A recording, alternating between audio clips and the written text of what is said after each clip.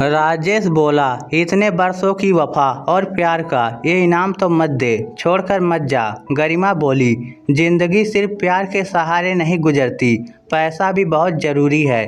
तुम्हें 8 साल हो गए, आज भी फक्कड़ के फक्कड़ हो।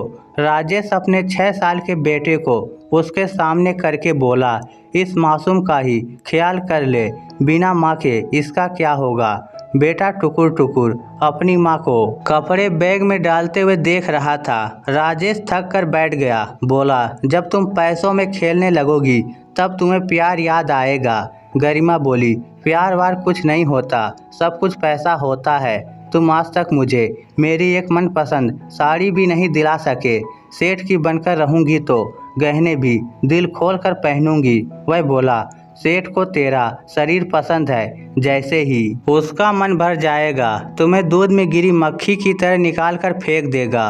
वह भिकुटी तान कर बोली, सेठ की इतनी औकात नहीं है गरिमा को ठुकरा दे। 1 साल हो गया उसके साथ रहते हुए, मैं जान गई हूँ उसे कैसे हैंडल करना है।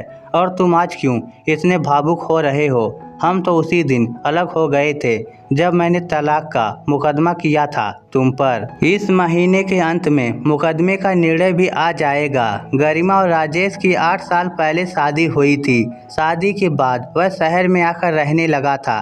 गरिमा हर समय महंगी साड़ियाँ और गहने पहनने के सपने देखा करती थी। महंगी गाड़ियों को देखकर उनमें बैठने के लिए ललायत रहती थी। राजेश उसे सिर्फ सपने में दिखा सकता था, पूरा करने की उसकी हैसियत नहीं थी। धीरे धीरे दोनों में झगड़े बढ़ने लगे और नौबत तलाक तक आ पहुंची। इसी बीच गरिमा ने एक मोटे विदुर सेठ को फंसा लिया था। अब ज़्यादातर वह उसी के पास रहा करती थी। आज आखिरी बार वह अपना कुछ सामान लेने राजेश के घर आई थी। राजेश भी उसे रोकने का आखिरी असफल प्रयास कर रहा था, मगर गरिमा नहीं रुकी और चली गई। 1 महीने बाद दोनों का तलाक हो गया। बच्चे की जिम्मेदारी राजेश को ही मिली। गरिमा उसे रखना भी नहीं चाहती थी। उसके बाद राजेश शहर छोड़कर गांव चला गया, क्योंकि शहर से उसे नफरत हो गई थी। शहर ने उसे लूट लिया था, उसकी सुंदर बीबी उससे छीन ली थी। 20 साल बाद राजेश, जो कभी मकान बनाने वाला मिस्त्री था, अब बड़ा ठेकेदार बन गया। शहर में उसकी कई साइट चल रही थी। उन्हीं पर एक औरत काम मांगने आई। औरत ने मैले कुचले कपड़े पहन रखे थे। उस साइट को राजेश का 25 वर्षीय बेटा गोपाल संभाल रहा था। वह गोपाल के पास आकर बोली, साहब काम चाहिए। गोपाल ने कहा, ठीक है लग जाओ, मगर रजिस्टर में अपना नाम लिखवा दो। औरत बोली, गरिमा। नाम सुनकर गोपाल का पेन रुक गया। वह गौर से उस औरत का चेहरा देखने लगा। औरत बोली, क्या हुआ साहब? गोपाल अपनी माँ का नाम जानता था। जब वह छोड़कर गई थी तब वह 6 वर्ष का था। वह आज भी अपनी माँ का चेहरा नहीं भूला था। वह जान गया कि यह औरत उसकी माँ गरिमा ही है, मगर उसने जाहिर नहीं होने दिया। गोपाल बोला, आप सिर्फ मजदूरों के लिए पानी का मटका भरकर रख दिया करो। वह नल दिख रहा है ना, वहाँ से आपको पूरी पगार मिल जाएगी। गरिमा की आंखों में आंसू आ गए।